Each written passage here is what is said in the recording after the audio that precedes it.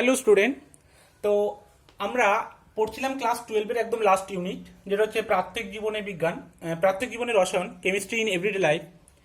যেখানে আমরা লাস্ট যেটা পড়েছি, যে টপিকটা, সেটা হচ্ছে ড্রাগ টার্গেট মিথস্ক্রিয়া। ঠিক আছে, সেখানে আমরা বলেছিলাম যে আমাদের দেহে যে সমস্ত বায়োমলিকিউলসগুলো আছে, সেই সমস্ত বায়োমলিকিউলসগুলো আমাদের দেহের টার্গেট হিসেবে কাজ করে। বায়োমলিকিউলসের মধ্যে কি কি বলেছিলাম? কার্বোহাইড্রেট, প্রোটিন, লিপিডস, ঠিক আছে, নিউক্লিক অ্যাসিড, এইগুলো। এবার দেখো, এবং প্রত্যেকটা বায়োমলিকিউলস আমাদের দেহে বিভিন্ন ফাংশন হিসেবে কাজ করে। যেমন একটা এক্সাম্পল হিসেবে আমি বলেছিলাম যে প্রোটিনটা, এই যে প্রোটিন বায়োমলিকিউলসটা আছে, এটা আমাদের দেহে উৎসেচক, রিসেপ্টর এবং বাহক প্রোটিন হিসেবে কাজ করে। ঠিক আছে, কি কি বলেছিলাম আমি? উৎসেচক এই ফাংশন হিসেবে কাজ করে, রিসেপ্টর এই ফাংশন হিসেবে কাজ করে, আর 3 নম্বর বলেছিলাম যে বাহক প্রোটিন। ঠিক আছে, বাহক প্রোটিন।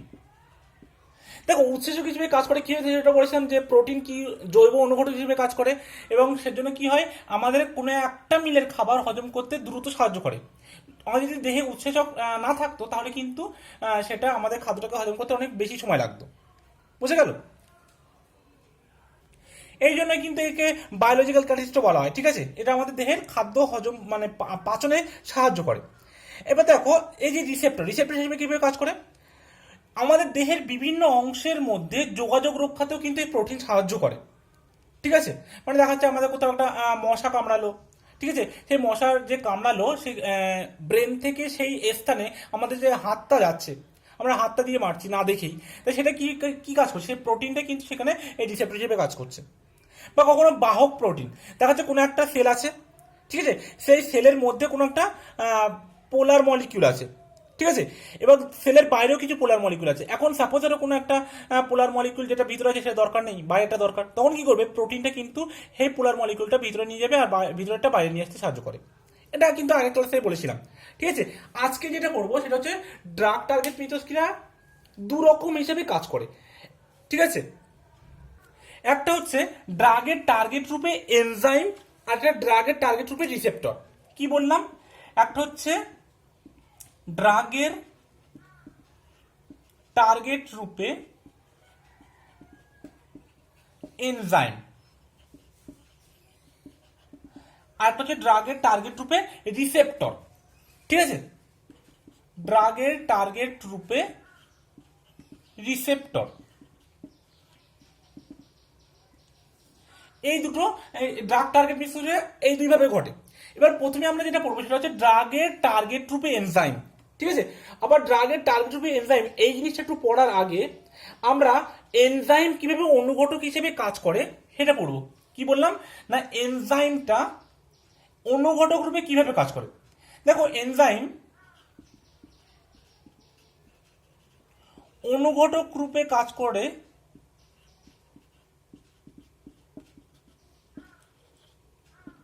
কিভাবে?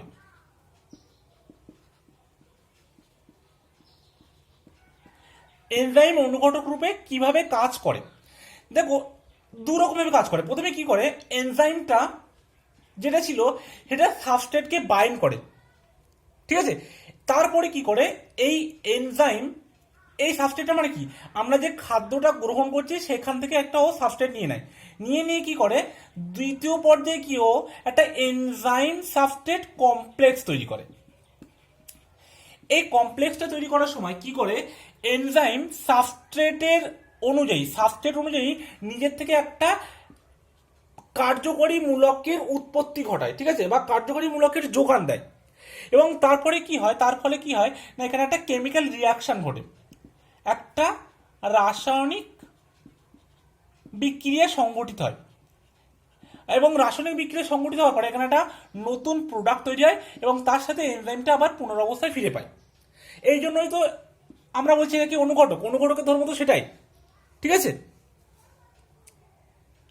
এবার এই জিনিসটা আমি একটা ছবির সাথে রাখছি। দেখো, সাপোজ ধরো এটা একটা এনজাইম। এবার আমরা যে খাদ্য গ্রহণ করছি, এটা কি বললাম, এটা এনজাইম। ধরো আমরা যে খাদ্য গ্রহণ করছি, খাদ্য থেকে একটা সাবস্ট্রেট মলিকুল এখানে আসলো, এবং সেটা কি করলো, দেখাচ্ছে সেখানে দেখাচ্ছে H+ আছে। এবার এনজাইমে একটা দেখো দ্বিতীয় কাজ যেটা বলছি, সেটা হচ্ছে যে এ একটা কার্যকরী মূলকের যোগান দেওয়া। যেহেতু এই সাবস্ট্রেটে H+ মূলক আছে, তো এনজাইম কি করবে, এখান থেকে দেখাচ্ছে সাপোজ একটা COO- মূলকের যোগান দেবে। দেওয়ার ফলে কি হবে, এদের মধ্যে একটা রিয়াকশন হবে। ঠিক আছে, রিয়াকশনটা হবে তার আগে সাবস্ট্রেট আর এনজাইম কমপ্লেক্সের একটা কি হবে, এনজাইম সাবস্ট্রেট একটা কমপ্লেক্স তৈরি হবে। ঠিক আছে, আর এই যে সাইডটা, এই সাইডটাকে আমরা কি বলি, অ্যাক্টিভ সাইট। অ্যাক্টিভ সাইট, যেটাকে বাংলায় কি বলা হয়, কার্যকরী সক্রিয় নির্বাচিত স্থান। ঠিক আছে, সক্রিয় নির্বাচিত স্থান। ঠিক আছে, এটাকে বলা হয় সক্রিয় নির্বাচিত স্থান বা অ্যাক্টিভ সাইট। এখানে ও কি করে, প্রথমে এই সাবস্ট্রেট মলিকিউলটাকে হোল্ড করে। কিভাবে করে না, এখানে হাইড্রোজেন বন্ডের মাধ্যমে করতে পারে, বা আয়নিক বন্ডের মাধ্যমে, বা ভ্যান্ডারওয়াল ইন্টারাকশনে, ডাইভোডাইভেল ইন্টারাকশন, বিভিন্ন রকম ফোর্স দ্বারা ও কিন্তু এই সাবস্ট্রেটটাকে হোল্ড করতে পারে। দ্বিতীয় কাজটা কি, দ্বিতীয় কাজটা হচ্ছে ও যখন এনজাইম সাবস্ট্রেট কমপ্লেক্সটা তৈরি করলো, সেখানে একটা কি করে, ও একটা কার্যকরী মূলকের যোগান দেয়। যোগান দেওয়ার ফলে কি হয়, একটা রাসায়নিক বিক্রিয়া ঘটে, এবং রাসায়নিক বিক্রিয়া ঘটার পর একটা দেখাচ্ছে যে সাবস্ট্রেটটা ছিল সেখান থেকে একটা নতুন প্রোডাক্ট তৈরি হয়। ঠিক আছে, এবং এনজাইমটা আবার কি হয়, আগের অবস্থায় ফিরে আসে।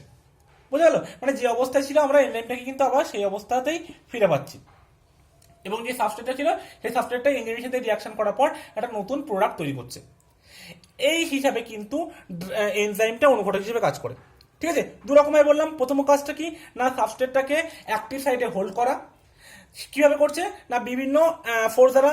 কি কি বললাম, হাইড্রোজেন বন্ড আছে, হাইড্রোজেন বন্ডিং, তারপরে আয়নিক বন্ডিং আছে। ঠিক আছে, আয়নিক বন্ডিং, তারপরে ভ্যান্ডার ওয়ালস ফোর্স আছে, ডাইপোল ইন্টারাকশন আছে, এইগুলো তারা করে। ঠিক আছে, এবং আরো একটা জিনিস বলে দিই, যে একটা নির্দিষ্ট এনজাইম একটা নির্দিষ্ট সাবস্ট্রেটকে কিন্তু বাইন্ড করে। এ নয় যে যে কোনো একটা এনজাইম যে কোনো সাবস্ট্রেটকে এনজাইম বাইন্ড করলো। ঠিক আছে, মানে এক একটা এনজাইম একটা নির্দিষ্ট শেপ থাকে, সেই শেপের সাথে যে সাবস্ট্রেটের শেপ ম্যাচ করে সে কিন্তু তাকেই বাইন্ড করবে। ঠিক আছে, মানে আমি বলতে চাইছি যে একটা এনজাইমের জন্য কোনো একটা সাবস্ট্রেট কিন্তু ফিক্স থাকে।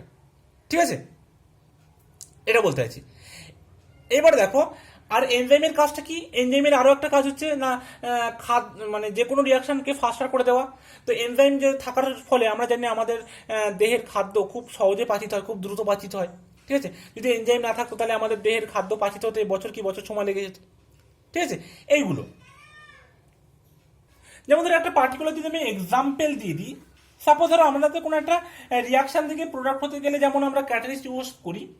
কি বললাম, ধরো একটা রিয়াকট্যান্ট থেকে প্রোডাক্ট হতে গেলে যেমন আমরা ক্যাটালিস্ট ইউজ করি। ধরো আমরা কোনো একটা সুক্রোজ গ্রহণ করলাম আমাদের, ঠিক আছে, দেহে। সেই সুক্রোজটা দেখো, ইনভার্টেজ নামে একটা এনজাইম আছে, ইনভার্টেজ। এটা কিন্তু আমি তোমাদের পৃষ্ঠতলীয় রসায়ন বা সারফেস কেমিস্ট্রিতে পড়েছিলাম। সেই ইনভার্টেজটা কি করে, সেই ইনভার্টেজটা, এই যে এনজাইম আছে, ইনভার্টেজটা কি একটা এনজাইম। এই এনজাইমটা কি করে, এই এনজাইমটা এই সুক্রোজটাকে ভেঙে গ্লুকোজ আর ফ্রুক্টোজে পরিণত করে। ঠিক আছে, গ্লুকোজ আর ফ্রুক্টোজে। সেই জন্য ইনভার্টেজটা হচ্ছে এনজাইম, এবং এটা হচ্ছে একটা বায়োলজিক্যাল ক্যাটালিস্ট হিসেবে কাজ করে। এবার দেখো, যখন কোনো একটা খাদ্য আমরা গ্রহণ করি, সেই খাদ্যটা আমাদের এনজাইমের সাথে রিয়াকশন করে, এবং রিয়াকশন করে যে প্রোডাক্ট দেয় সেটা দেখা যাচ্ছে সেটা কার্বোহাইড্রেট, ভিটামিন, এই যেগুলো উৎপন্ন হয় আমাদের দেয়, সেগুলো কিন্তু তৈরি করে।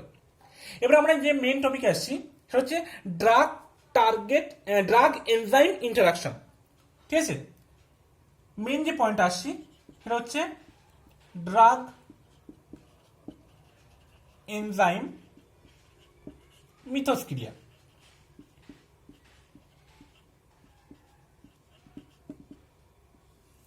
কি বললাম, যখন আমরা কোনো খাদ্য গ্রহণ করি, সেই খাদ্যটা কি হয়, একটা সাবস্ট্রেট অণু আসে, এসে এই অ্যাক্টিভ সাইটে বাইন্ড করার পরে এখানে একটা এনজাইম সাবস্ট্রেট কমপ্লেক্স তৈরি করে, এবং সেখান থেকে একটা নতুন প্রোডাক্ট উৎপন্ন করে। ঠিক আছে, এবার দেখাচ্ছে আমরা কোনো এমন একটা খাদ্য গ্রহণ করলাম, ঠিক আছে, যে সাপোজ ধরো কোনো একটা তৈলাক্ত খাবার। ঠিক আছে, সাপোজ কোনো যে কোনো তৈলাক্ত খাবার, যা সিঙ্গাড়া হোক বা পেঁয়াজি হোক, যেটা হতে পারে, সেটা অ্যাজ ফর এক্সাম্পল। এবার যেটা খাদ্য গ্রহণ করার পরে দেখাচ্ছে আমাদের শরীরে অ্যাসিডিটি হয়। ঠিক আছে, এবার দেখো, এই অ্যাসিডিটিটাকে কমানোর জন্য আমরা ড্রাগ নিই, তাই তো? এই অ্যাসিডিটি হলো মানে কি, ধরো কোনো একটা এনজাইম আছে, আমরা কোনো একটা খাদ্য গ্রহণ করলাম, ঠিক আছে? আমি অ্যাজ পার এক্সাম্পল ধরো সিঙ্গাড়াই ধরলাম, ঠিক আছে? তো সেটা ধরো সাবস্ট্রেট নিলাম সিঙ্গাড়াটা। এবার এই সিঙ্গাড়াটা পাচন করার জন্য কোনো একটা এনজাইম আসলো, এবার এই এনজাইম আর এই সাবস্ট্রেটটা কমপ্লেক্স তৈরি করলো, ঠিক আছে? এনজাইম আর সিঙ্গাড়া। এবার দেখো কি হচ্ছে সেখানে, এবার এখান থেকে যে প্রোডাক্টটা তৈরি হচ্ছে সেই প্রোডাক্টটা কি করছে, আমাদের দেহের অ্যাসিডিটিটাকে বাড়িয়ে দিচ্ছে, ঠিক আছে? অ্যাসিডিটি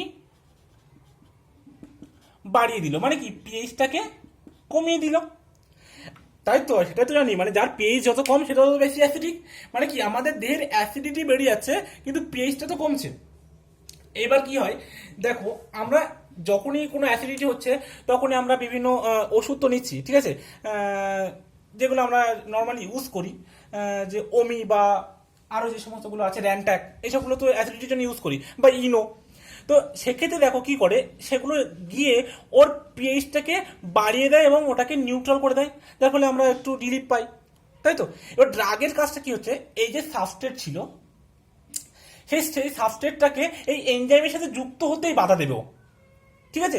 এই যে আমরা যে ড্রাগটা নিচ্ছি, ডি ফর ড্রাগ, এই ড্রাগটা কি করবে, এই এনজাইমটাকে সাবস্ট্রেটের সাথে যুক্ত হতে বাধা দেবে এবং ড্রাগটা ওই এনজাইমের সাথে যুক্ত হয়ে যাবে। এবার যদি সাবস্ট্রেট যে সিঙ্গাড়াটা আমরা খেলাম সেটা যদি এনজাইমের সাথে যুক্ত না হয়, তাহলে এই যে প্রোডাক্টটা হওয়ার ফলে অ্যাসিডিটি হচ্ছিল সেটা তো উৎপন্ন হবে না। তার মানে কি, যদি ড্রাগটা গিয়ে এর সাথে যুক্ত হয় এবং এ কি করবে, এই সাবস্ট্রেটটাকে এনজাইমের সাথে যুক্ত হতে বাধা দেবে। এই যুক্ত হতে বাধা দেওয়ার জন্যই আমরা এই ড্রাগগুলোকে কি বলি, এই ড্রাগগুলোকে বলি এনজাইম ইনহিবিটর। এনজাইম ইনহিবিটর, ঠিক আছে? যেহেতু এই ড্রাগগুলো সাবস্ট্রেটকে এনজাইমের সাথে যুক্ত হতে বাধা দিচ্ছে, সেই জন্য এই সমস্ত ড্রাগগুলোকে বলা হয় এনজাইম ইনহিবিটর। এই যে ড্রাগ সাবস্ট্রেটকে এনজাইমের সাথে যুক্ত হতে বাধা দিচ্ছে, এটা আবার দু রকম ভাবে হতে পারে। ড্রাগ সাবস্ট্রেটকে দুইভাবে এই এনজাইমের অ্যাক্টিভ সাইটে আবদ্ধ হতে বাধা দেয়। তার মধ্যে এক নম্বর হচ্ছে কম্পিটিটিভ ইনহিবিটর, একটা হচ্ছে নন কম্পিটিটিভ ইনহিবিটর, ঠিক আছে? তাহলে এটা একটু মুছলাম। এই যে আমি বললাম এনজাইম ইনহিবিটরের কথা, এনজাইম ইনহিবিটর বলছে এই যে ড্রাগ এনজাইমকে, মানে ড্রাগ সাবস্ট্রেটকে এনজাইমের অ্যাক্টিভ সাইটে যুক্ত হতে বাধা দিচ্ছে, এটা দু রকমের হতে পারে। একটা হচ্ছে ও কি করতে পারে, যে সাবস্ট্রেটটা ছিল তার সাথে একটা কম্পিটিশনে যেতে পারে, যেটাকে আমরা বলছি কম্পিটিটিভ ইনহিবিটর। ইনহিবিটর। আর একটা হচ্ছে নন কম্পিটিটিভ, ঠিক আছে? নন কম্পিটিটিভ ইনহিবিটর, ঠিক আছে? মানে দু রকম ভাবে হতে পারে। এই যে কম্পিটিটিভ ইনহিবিটর, সেক্ষেত্রে কি হয় দেখো, সেক্ষেত্রে আমরা দেখাচ্ছে কোনো একটা এনজাইম আমাদের শরীরে আছে, মানে আমরা যে খাদ্যটা গ্রহণ করছি সেই অনুযায়ী দেখাচ্ছে এই এনজাইমটা আছে, এবং এই ধরো সাবস্ট্রেটটা আছে, এটা সাবস্ট্রেট, আবার এটা হচ্ছে ড্রাগ। এবার দেখো দুটো যে স্ট্রাকচার সেম, দুটো এখানে বাইন্ড হতে পারে, সরি এটা ড্রাগ। এবার দুটো এখানে বাধা মানে যুক্ত হতে পারে অ্যাক্টিভ সাইডে, এটা কি অ্যাক্টিভ সাইড, ঠিক আছে? এবার কি হবে, এই সাবস্ট্রেট আর ড্রাগের মধ্যে ড্রাগটা বেশি স্ট্রং হওয়ার জন্য এ কি করে, এই সাবস্ট্রেটটাকে হারিয়ে দেয় প্রতিযোগিতায়, এবং কি করে ও এই ড্রাগটা এই এনজাইমের অ্যাক্টিভ সাইডে বাইন্ড হয়ে যায়। বাইন্ড হয়ে যাওয়ার ফলে কি হয়, এই প্রোডাক্টটা তৈরি হয় না, ফলে যে আমাদের অ্যাসিডিটি হচ্ছিল সেটা আর হবে না, ঠিক আছে? তাহলে এই যে যে প্রকারে বাধাটা দিচ্ছে এই ড্রাগটাকে বলা হচ্ছে কম্পিটিটিভ ইনহিবিটর। মানে কি বললাম, যখন একটা ড্রাগ সাবস্ট্রেটের সাথে প্রতিযোগিতায় অংশগ্রহণ করবে এবং সাবস্ট্রেটকে এনজাইমের সাথে যুক্ত হতে বাধা দেবে, সেই সমস্ত ড্রাগগুলোকে আমরা বলবো কম্পিটিটিভ ইনহিবিটর। বোঝা গেল? দ্বিতীয় যে নাম্বারটা নন কম্পিটিটিভ ক্ষেত্রে, সেটা কি হয় দেখো, ও কি করে, ধরো এটা হচ্ছে তোমার এনজাইম, ঠিক আছে?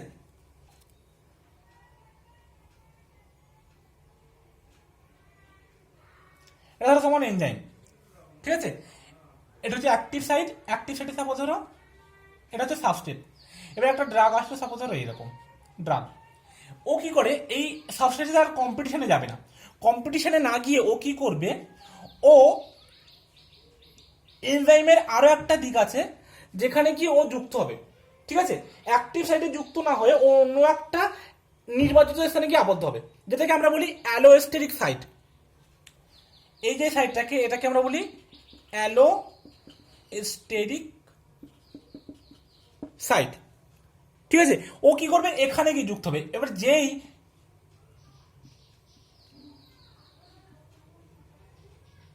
এনজাইমটা এখানে যুক্ত, ড্রাগটা এখানে যুক্ত হয়ে গেল, তখন কি হবে, এই যে এনজাইমের আকারটা এরকম ছিল, এনজাইমের আকারটাও এবার কিন্তু চেঞ্জ হয়ে যাবে। যার ফলে কি হবে, এই সাবস্ট্রেটটা কিন্তু আর এখানে বাইন্ড হতে পারবে না, ঠিক আছে। তাহলে এইভাবেও বাধা দিতে পারে। তাহলে ড্রাগটা অ্যাকচুয়ালি সাবস্ট্রেটকে এনজাইমের অ্যাক্টিভ সাইডে যুক্ত হতে দুরকমভাবে বাধা দেয়। একটা ছিল ওর কম্পিটিশনে যাচ্ছিল, দুটোর স্ট্রাকচার সেম থাকছিল, সেখানে গিয়ে কম্পিটিশনে গিয়ে ও সাবস্ট্রেটটাকে হারিয়ে দিচ্ছিল প্রতিযোগিতায়, এবং ড্রাগটা যুক্ত হচ্ছিল। এইভাবে ও বাধা দিচ্ছিল সাবস্ট্রেটকে এনজাইমে যুক্ত হতে, যেটাকে আমরা বলছিলাম কম্পিটিটিভ ইনহিবিটর। আর একটা ভাবে কি না, ওর আর একটা অতিরিক্ত নির্বাচিত স্থান ছিল, যেখানে গিয়ে ড্রাগটা যুক্ত হওয়ার পরে এনজাইমের যে স্ট্রাকচার ছিল সেটা চেঞ্জ হলো, যার ফলে কি হবে, সাবস্ট্রেটটা আর ওখানে যুক্ত হতে পারবে না, ঠিক আছে। এটা কিন্তু কম্পিটিশনে যায়নি, ও কি করলো, অ্যালোস্টেরিক সাইট, যেটাকে বলা হয় অ্যালোস্টেরিক সাইট, এখানে যুক্ত হলো। তারপরে যে এনজাইমটা ছিল সেই এনজাইমের স্ট্রাকচার চেঞ্জ হয়ে গেল, তারপরে সাবস্ট্রেটটা যুক্ত হতে পারলো না, এইভাবে ও কিন্তু বাধা দিচ্ছে। এটাকে বলা হচ্ছে নন কম্পিটিটিভ ইনহিবিটর, এই ড্রাগটাকে। বুঝে গেল? এবার এখানে আর একটা ঘটনা শোনো, যেই এনজাইম ড্রাগ এর মধ্যে এই মানে একটা কমপ্লেক্স তৈরি হলো, এই যে ড্রাগ আর এনজাইমের এর মধ্যে যে বন্ধনটা তৈরি হলো, এই বন্ধনটা যদি খুব স্ট্রং হয়, তখন এই এনজাইমটা কি হবে, নন ফাংশন হয়ে গেলে, এর তো আর কোনো কাজ নেই, কারণ এর তো সাবস্ট্রেটের অনুসারে যুক্ত হতে পারছে না। তখন দেহ কি করবে, এই ড্রাগ কমপ্লেক্সটাকে নষ্ট করে দেবে। এই যে এনজাইম ড্রাগ যে কমপ্লেক্সটা তৈরি হলো, এটা কিন্তু ও নষ্ট করে দেবে, এবং দেহে কি করবে, নতুন করে এনজাইম সংশ্লেষ করবে, ঠিক আছে। তাহলে নিশ্চয়ই বোঝা গেল যে কিভাবে ড্রাগ আর এনজাইমের মধ্যে কম্পিটিশন হয়, আর কখন নন কম্পিটিশন হয়, ঠিক আছে। মানে কিভাবে ড্রাগটা সাবস্ট্রেটকে এনজাইমের অ্যাক্টিভ সাইডে যুক্ত হতে বাধা দেয়, নিশ্চয়ই পরিষ্কার, ঠিক আছে। এবার যে 2 নম্বর ড্রাগ টার্গেট মিথস্ক্রিয়ার, সেটা হচ্ছে ড্রাগের টার্গেট রূপে রিসেপ্টর। তো সবাই হেডিং দাও, ড্রাগের টার্গেট রূপে রিসেপ্টর। দেখো, ড্রাগের টার্গেট রূপে রিসেপ্টর, এটা পড়ার আগে আমরা জানবো যে রিসেপ্টর কি, রিসেপ্টর কিভাবে কাজ করে। দেখো, রিসেপ্টর কি, রিসেপ্টর হচ্ছে আমাদের দেহের এক অংশের সাথে অন্য অংশের যোগাযোগ রক্ষা করে। মানে যে সমস্ত প্রোটিনগুলো শরীরের মধ্যে বিভিন্ন অংশের মধ্যে যোগাযোগ রক্ষা করে, তাদেরকে আমরা বলি রিসেপ্টর, তাই তো। এবার দেখো রিসেপ্টরগুলো কিভাবে কাজ করে। সাপোজ ধরো একটা সেল, ঠিক আছে, এটা একটা সেল, ধরো কোষ, ঠিক আছে।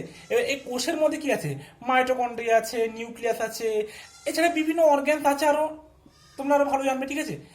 বায়োলজিতে নিশ্চয়ই পড়েছো যে সেলের মধ্যে অনেক কিছু থাকে। এবার কি করে, এই প্রত্যেকটা সেলের পৃষ্ঠতলে বা গায়ে কিছু রিসেপ্টর থাকে, ঠিক আছে। এই যেগুলো আঁকছি এগুলোকে রিসেপ্টর বলে, ঠিক আছে, এই রিসেপ্টর। এবার দেখা যাচ্ছে কোনো একটা শরীরে কোনো এমন একটা কিছু ঘটেছে, সাপোজ ধরো আমাদের পায়ে কোনো কিছু, আচ্ছা হ্যাঁ, কোনো একটা মশা কামড়ালো, ঠিক আছে। সেই মশাটা যেটা কামড়ালো, সেটা যে আমাদের প্রথমেই রিসেপ্টরের কাছে যাবে, সেই খবরটা, সেই মেসেজটা রিসেপ্টর গিয়ে এখানে যে বার্তাটা দিয়ে দেবে, সেই হিসেবে সেলটাকে কাজ করবে। মানে এই রিসেপ্টর যাবে, কোনো একজন যাবে গিয়ে সেই মেসেজটা রিসেপ্টরকে দেবে, এগুলোকে বলা হয় রিসেপ্টর।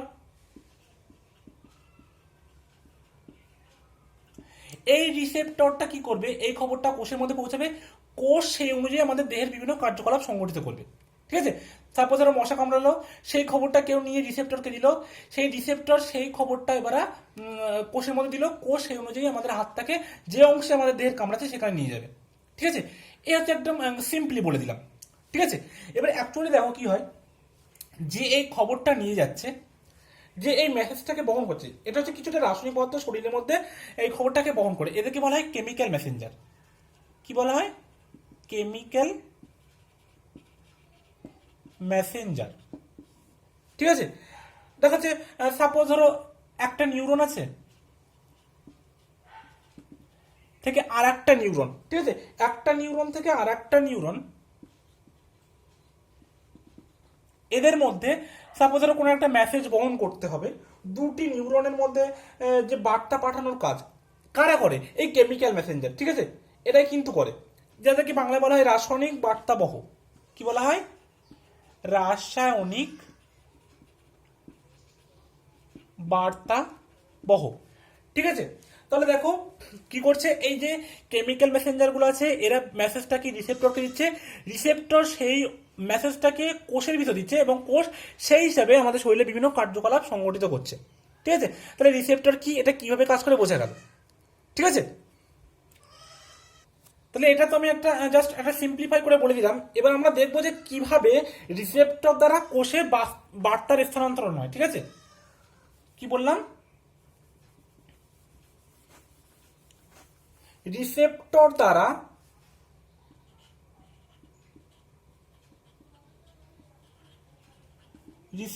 দ্বারা কিভাবে কোষে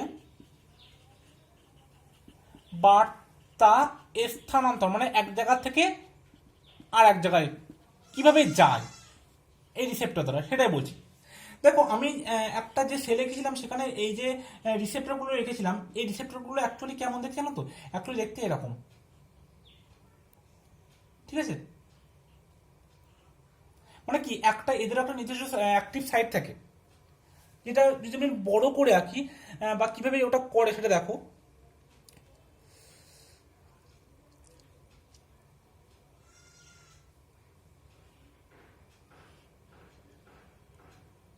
সাপোজ এটা একটা রিসেপ্টর, এই রিসেপ্টরের এগুলো হচ্ছে সারফেস, ঠিক আছে।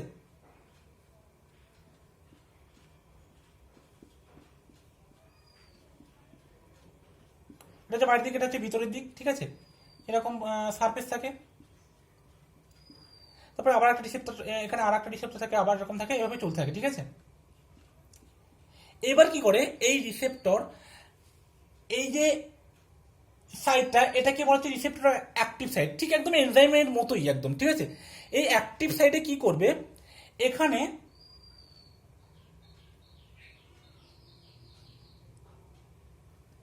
এই যে কেমিক্যাল মেসেঞ্জার আছে, এটা হচ্ছে রাসায়নিক বার্তাবহ, যেটাকে কেমিক্যাল মেসেঞ্জার বলছি আমরা।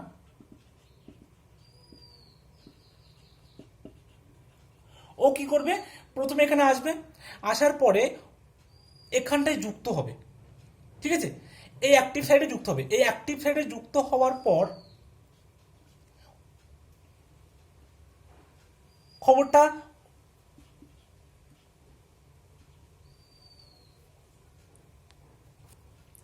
এই রিসেপ্টরকে দেবে। মেসেঞ্জার যে মেসেজটা নিয়ে এসছে, সেই মেসেজটা এই রিসেপ্টরকে দেবে। দেওয়ার পর কি হবে, যখনই মেসেজটা রিসেপ্টরকে দিয়ে দিল, এবং রিসেপ্টরটা কি করবে, রিসেপ্টরটা করবে কি, ও সেই মেসেজটাকে সেলের মধ্যে দিয়ে দেবে। সেলের মধ্যে দেওয়ার সাথে সাথে কি হবে, ওই রিসেপ্টরের যে অ্যাক্টিভ সাইট ছিল, সেই অ্যাক্টিভ সাইটের আকৃতিটাও পরিবর্তন ঘটবে। পরিবর্তন ঘটার পরে কি হবে, এই যে কেমিক্যাল মেসেঞ্জার ছিল, সেটা এখান থেকে এবার দূরীভূত হবে, এবং যে রিসেপ্টর ছিল, সেই রিসেপ্টর আবার পুনরায় তার আকার ফিরে পাবে, ঠিক আছে। এইভাবে কিন্তু রিসেপ্টর আর কেমিক্যাল মেসেঞ্জার কাজ করে।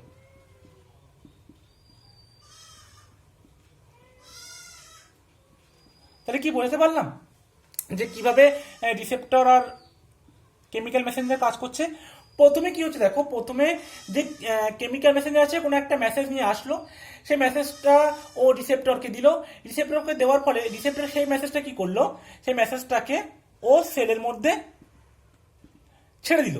এবার সেল সেই হিসেবে কাজ করবে, এবং মেসেজটা ছাড়ার সাথে সাথে কি করবে, ও তার যে অ্যাক্টিভ সাইট, সেই স্ট্রাকচারটা চেঞ্জ করবে। চেঞ্জ করার পরে কি হবে, তাহলে ওই যে কেমিক্যাল মেসেঞ্জার ছিল, সেটা দূরীভূত হবে। দূরীভূত হওয়ার পর সেই রিসেপ্টরটা আবার তার পুনরায় আকৃতি ফিরে হবে।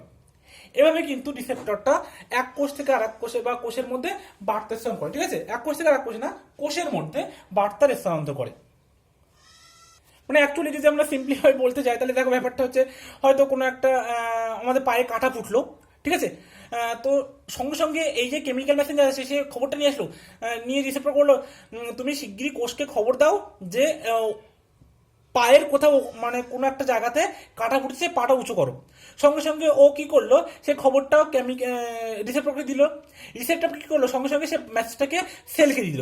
সঙ্গে সঙ্গে আমরা কি করলাম, সে পাটাকে উঁচু করে ফেললাম। মানে এরকম একটা ব্যাপার আর কি। প্রথমে কেমিক্যাল মেসেঞ্জার আসবে, সেটা মেসেজটাকে রিসেপ্টর করে দেবে, রিসেপ্টর সেই খবরটাকে কোষের মধ্যে পৌঁছাবে এবং কোষ সেই হিসেবে কাজটা করবে দেহে। বুঝে গেল? তাহলে দেখো এখানে একটা খুব একটা ইম্পর্টেন্ট কথা বলার আছে। সেটা হচ্ছে, দেখো শরীরে তো এরকম বহু সংখ্যক রিসেপ্টর থাকে, আর তারা বিভিন্ন প্রকার কেমিক্যাল মেসেঞ্জারের সাথে আন্তঃক্রিয়া করে। এই যে রিসেপ্টর গুলোর কথা বললাম, এই রিসেপ্টরগুলো কিন্তু যখন এই কেমিক্যাল মেসেঞ্জারের সাথে যুক্ত হবে, তখন কিন্তু এরা একটা সিলেক্টিভিটি প্রদর্শন করে, নির্বাচনশীলতা। মানে কি, একটা রিসেপ্টর একটা বিশেষ ধরনের কেমিক্যাল মেসেঞ্জারের সাথেই যুক্ত হবে। তার কারণটা কি? তার কারণটা কিন্তু এদের যে বাইন্ডিং সাইডের যে স্ট্রাকচার, ঠিক আছে, বা এদের যে গঠন, এদের কিন্তু আলাদা আলাদা হয়। ঠিক আছে, সেই জন্য কেমিক্যাল যে মেসেঞ্জারের সাথে যুক্ত হওয়ার সময় এই যে রিসেপ্টরগুলো আছে, এরা কিন্তু একটা সিলেক্টিভিটি প্রদর্শন করে। বুঝে গেল? রিসেপ্টর সিলেক্টিভিটি প্রদর্শন করে, তার কারণ এদের যে বাইন্ডিং সাইটের আকৃতি এবং এদের যে গঠন, এটা কিন্তু এক একটা রিসেপ্টরের ক্ষেত্রে এক এক রকম হয়। সেই জন্য এরা সিলেক্টিভিটি প্রদর্শন করে। ঠিক আছে, এটা একটু নোটবি করে মনে রাখবে, খুবই ইম্পর্টেন্ট, যে রিসেপ্টর সিলেক্টিভিটি প্রদর্শন করে। ঠিক আছে, রিসেপ্টর সিলেক্টিভিটি বা নির্বাচনশীলতা।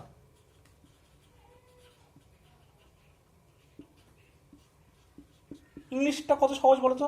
সিলেক্টিভিটি প্রদর্শন করে। কেন প্রদর্শন করে সেটা তো বললাম, কারণ এই যে রিসেপ্টর, এদের বাইন্ডিং সাইডের যে আকৃতি বা প্রত্যেকটা রিসেপ্টরের যে নিজস্ব আকৃতি, এটা এক একটা রিসেপ্টরের ক্ষেত্রে ভিন্ন ভিন্ন হয়। সেই জন্য এরা নির্বাচনশীলতা বা সিলেক্টিভিটি প্রদর্শন করে। ঠিক আছে, এটা একটু মনে রাখবে। এবার দেখো, রিসেপ্টর তো আমাদের দেহে কি বলবো, বার্তা মানে সেলের মধ্যে তো বার্তা বহন করছেই, তাই তো? তাহলে আমাদের ড্রাগ নেওয়ার কি দরকার, বা ড্রাগ রিসেপ্টরের মধ্যে যে ইন্টারাকশন, সেটা কিভাবে হচ্ছে? তো দেখো আমরা সেই বিষয়ে আসছি। তো এবার হেডিং দাও, ড্রাগ রিসেপ্টর ইন্টারাকশন। দেখো এটা মুছতে মুছতে বলে দিই একটা জিনিস, যে আমাদের শরীরে কিন্তু যে কেমিক্যাল মেসেঞ্জার বা রাসায়নিক বার্তাবাহকের কথা বললাম, দু রকমের আছে, একটা হচ্ছে হরমোন, একটা হচ্ছে নিউরো ট্রান্সমিটার। ঠিক আছে, যেমন একটা এক্সাম্পল হচ্ছে ডোপামিন। ঠিক আছে, এই ডোপামিন আমাদের নার্ভ মানে নিউরনে বা নার্ভ সেলে থাকে, ডোপামিন। ঠিক আছে, এই ডোপামিনটা হচ্ছে একটা নিউরো ট্রান্সমিটার। ঠিক আছে, এটা আমাদের নার্ভ সেলে থাকে। ওই যে নার্ভগুলো, এই যে নিউরো ট্রান্সমিটার আছে, এই নিউরো ট্রান্সমিটারের সাহায্যে কিন্তু কেমিক্যাল মানে নিউরো ট্রান্সমিটারের সাহায্যে কিন্তু বার্তাগুলো স্থানান্তর করে কোষের মধ্যে। ঠিক আছে, তাহলে ডোপামিন হচ্ছে একটা নিউরো ট্রান্সমিটার, নিউরো ট্রান্সমিটার, যার সাহায্যে নার্ভ বা নিউরনগুলো কোষের মধ্যে তাদের মেসেজটাকে পাঠায়। বুঝে গেল? এটা মনে রাখবে যে ডোপামিন একটা নিউরো ট্রান্সমিটার, যেটা কিনা নার্ভ বা নিউরনে থাকে, এবং এদের সাহায্যে কিন্তু ওরা মেসেজগুলো পাঠায় কোষের মধ্যে। ঠিক আছে, এবার যেটা বললাম, হেডিং দাও যেটা, সেটা হচ্ছে ড্রাগ রিসেপ্টর মিথস্ক্রিয়া। ঠিক আছে, ড্রাগ রিসেপ্টর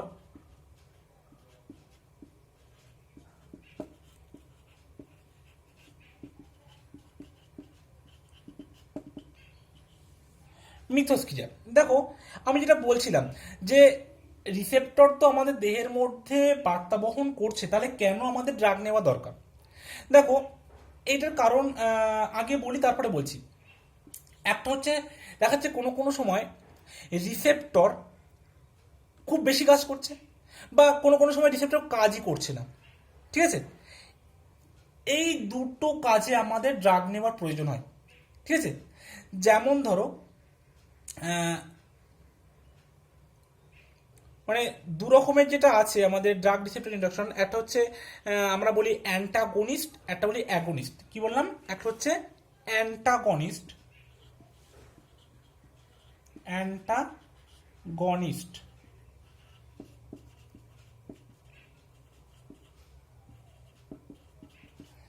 2 নম্বর হচ্ছে অ্যাগনিস্ট।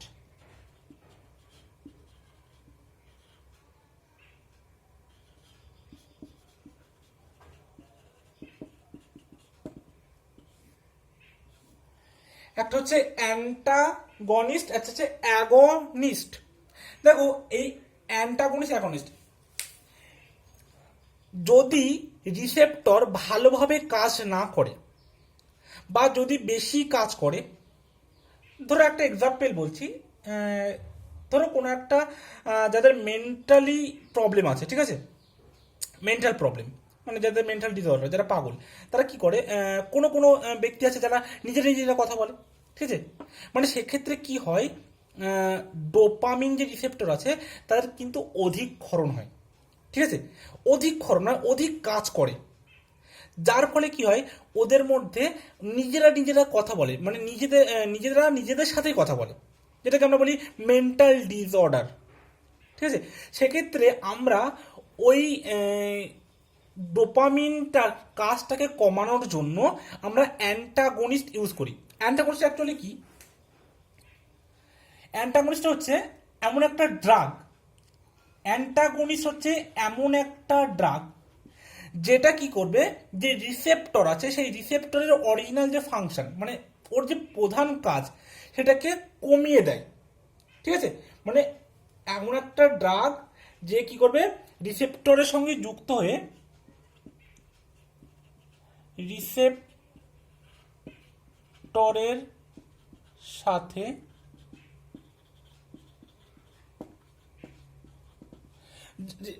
বললাম কি, অ্যান্টাগনিস্ট হচ্ছে এমন একটা ড্রাগ যেটা রিসেপ্টরের সঙ্গে যুক্ত হয়ে ওর স্বাভাবিক ক্রিয়াকলাপ বন্ধ করে, ঠিক আছে,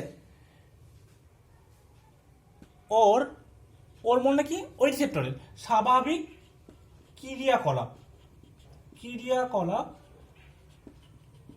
কমিয়ে দেয় বা বন্ধ করে দেয়, তাদেরকে আমরা বলছি অ্যান্টাগনিস্ট। মানে একটা রিসেপ্টর সেটা যেটা নর্মাল ফাংশন সে দেখাচ্ছিল নিজে নিজে, তাকে কমিয়ে দেবে, সেক্ষেত্রে আমরা সেই সমস্ত ড্রাগগুলোকে বলছি অ্যান্টাগনিস্ট। এবার বললাম যাদের মেন্টাল ডিসঅর্ডার আছে, যারা কিনা নিজেরা নিজেরা কথা বলে নিজেদের মধ্যে, ঠিক আছে, তাদের ক্ষেত্রে আমরা এই সমস্ত অ্যান্টাগনিস্ট ড্রাগ ইউজ করি, কারণ সেক্ষেত্রে রিসেপ্টরটা খুব অধিক মাত্রায় কাজ করছে, সেই কাজটাকে কমিয়ে দেওয়ার জন্য বা বন্ধ করার জন্য কিন্তু আমরা অ্যান্টাগনিস্ট ইউজ করি। আর অ্যাগনিস্টটা কি, অ্যাগনিস্ট হচ্ছে এমন একটা ড্রাগ যারা কি করবে, যে কেমিক্যাল মেসেঞ্জার আছে বা যে রিসেপ্টর আছে সেই রিসেপ্টরের অরিজিনাল ফাংশনকে বাড়িয়ে দেবে, ঠিক আছে। ড্রাগ অ্যাগনিস্ট হচ্ছে এমন একটা ড্রাগ যেটা রিসেপ্টরের সাথে যুক্ত হয়ে রিসেপ্টরের কার্যকলাপ বা ক্রিয়াকলাপ যাই বলো বাড়িয়ে দেয়, ঠিক আছে। অনেক সময় দেখা যাচ্ছে রিসেপ্টরটা কাজ কম করছে, সেক্ষেত্রে আমরা অ্যাগনিস্ট ইউজ করি। অ্যাগনিস্টটা কি, অ্যাগনিস্ট হচ্ছে এমন একটা ড্রাগ যেটা রিসেপ্টরের সাথে যুক্ত হয়ে ওর কার্যকলাপকে বাড়িয়ে দেয়, ঠিক আছে। যেমন ধরো একটা রোগ আছে যেটাকে আমরা বলি পার্কিনসন ডিজিজ বলি, ঠিক আছে, কি বলি, পার্কিনসন ডিজিজ, ঠিক আছে। এই পার্কিনসন ডিজিজটা কি, পার্কিনসন ডিজিজটা হচ্ছে হাত পা কাঁপা, ঠিক আছে। সাপোজ আমরা বাড়িতে যদি কোনো বৃদ্ধ মানুষ থাকে, সেক্ষেত্রে আমরা দেখি যে সেই সমস্ত মানুষের কিন্তু হাত পা অনেক সময় কিন্তু কাঁপে, তার কাছে কোনো একটা জিনিস ধরতে বললে বা কোনো একটা লাঠি বলো বা কোনো একটা পাত্র গ্লাস বলো ধরতে গেলে দেখবে ওদের হাতগুলো কাঁপে, মানে কি সেখানে কিন্তু রিসেপ্টরগুলোর বার্তা সঠিকভাবে বহন করতে পারছে না। রিসেপ্টর কি কাজ করে, যে ওই গ্লাসটাকে আমার ধরতে হবে বা ওই লাঠিটাকে আমার ধরতে হবে, সেই লাঠিটাকে ধরার জন্য সেই রিসেপ্টর তো সেই মেসেজটাকে ওখানে পৌঁছে দেবে, দেখা যাচ্ছে সেই মানে আমরা যে হাতটা দিয়ে লাঠিটা ধরছি সেই মেসেজটা ওখানে পৌঁছাচ্ছে না যে আমার হাতটাকে দিয়ে লাঠিটা ধরতে হবে, যার ফলে কি হচ্ছে আমাদের হাত পা কাঁপা শুরু হচ্ছে, ঠিক আছে, সেটাকে আমরা বলি পার্কিনসন ডিজিজ। সেক্ষেত্রে কি হয়, ওই রিসেপ্টরটা যাতে ভালোভাবে কাজ করে, সেখানে রিসেপ্টরটা কাজ কম করছে, সেই রিসেপ্টরের কাজটাকে বাড়ানোর জন্য আমরা অ্যাগনিস্ট ইউজ করি, ঠিক আছে। তাহলে আমরা দুটোর মধ্যে কি পার্থক্য বুঝলাম? দেখাচ্ছে যখন কোনো একটা জায়গায় মানে দেহের কোনো একটা কোষে বার্তা পৌঁছানোর বন্ধ করা যখন দরকার, মানে সেখানে আমাদের বার্তা পৌঁছানোর কোনো দরকার নেই, ঠিক আছে, তখন আমরা অ্যান্টাগনিস্ট ইউজ করি। আর যখন কোনো একটা জায়গায় বার্তা বহন হচ্ছে না বা বার্তা বহন কম হচ্ছে, যেখানে আমাদের বাড়ানোর দরকার, সেক্ষেত্রে আমরা অ্যাগনিস্ট ইউজ করি। এই অ্যান্টাগনিস্টের ক্ষেত্রে আমরা যে ড্রাগটা ইউজ করি সেটাকে বলা হয় ডোপামিন অ্যান্টাগনিস্ট, আর যেখানে অ্যাগনিস্টের ক্ষেত্রে যেটা ইউজ করি সেটাকে বলা হয় ডোপামিন অ্যাগনিস্ট, ঠিক আছে। তাহলে থাক, আজকে আজকে অলরেডি ভিডিওটা অনেক লেন্দি হয়ে গেছে, তো আজকে এই পর্যন্ত থাকছে। নেক্সট দিন আমরা বিভিন্ন প্রকারের ড্রাগ সম্পর্কে পড়বো, ঠিক আছে। So thank you so much.